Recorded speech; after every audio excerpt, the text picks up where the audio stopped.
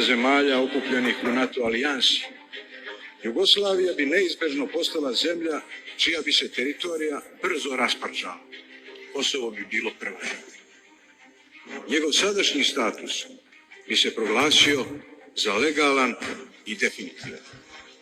To je prvi deo Srbije sa kojim bi se ona morala da oprosti, ne izražavajući pritom čak ni nadu da će joj taj deo njene zemlje jednom moći da bude vraćen. Što se Crne Gore tiče, njena sudbina bi bila prepuštena mafiji, čija bi pravila igre građani trebalo dobro da znaju.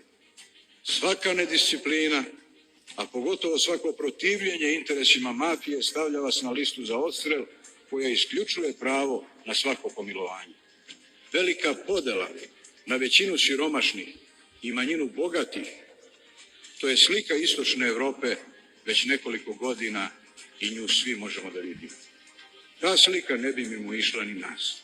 Javna i društvena svojina bi se brzo transformisala u privatnu, ali vlasnici te svojine iz dosadašnjeg iskustva naših susjeda bi po pravilu bili stranci.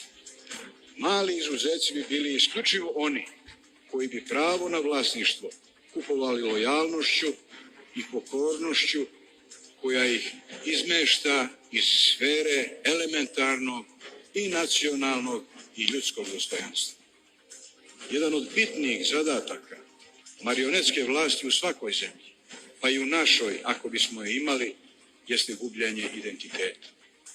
Zemlje kojima se komanduje s polja relativno se brzo rastaju sa svojom istorijom, sa svojom prošlošću, sa svojom tradicijom, sa svojim nacionalnim simbolima, sa svojim navikama, često i sa sopstvenim književnim jezikom. Ne na prvi pogled, ali veoma efikasna i nemilosrdna selekcija nacionalnog identiteta svela bi ga na nešto nacionalnih jela, po neku pesmu i kolo, imena nacionalnih heroja nadenuta prehrambenim proizvodima i kozmetičkim sredstvima. Jedna od zaista nesumnjivih posljedica zaposedanja teritorije neke zemlje od strane velikih sila u 20. veku je poništavanje identiteta naroda koji u toj zemlji živi.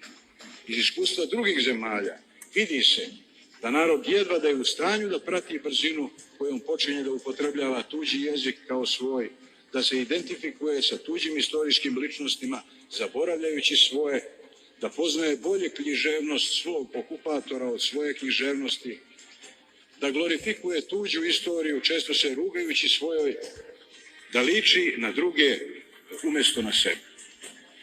Gubljenje nacionalnog identiteta je najveći poraz jedne nacije, a to se ne može izbeći u savremenom obliku kolonizacije. Osim toga, taj novi oblik kolonizacije isključuje već po svojoj prirodi svaki uslov za izražavanje mišljenja, ispoljavanje volje, a pogotovo isključuje mogućnost za stvaralaštvo bilo koje vrste. Neslobodne zemlje ukidaju pravo građana koji u njima žive da slobodno izraze svoje mišljenje, jer bi se to mišljenje pre svega sukobilo sa neslobodom. Otuda je tortura nad mišljenjem najdosledniji i najneophodniji oblik torture u zemlji koja je izgubila slobodu. A u ispoljavanju volje, razume se, tek o tome nema ni govora. Manifestovanje volje je dopušteno samo u vidu farse, ispoljavaju ga samo skutonoše stranih gazda. A njihova simulacija slobodne volje služi kao pokriće okupatoru da je uspostavio demokratiju u čije ime je i zaposeo teritoriju tuđe zemlje.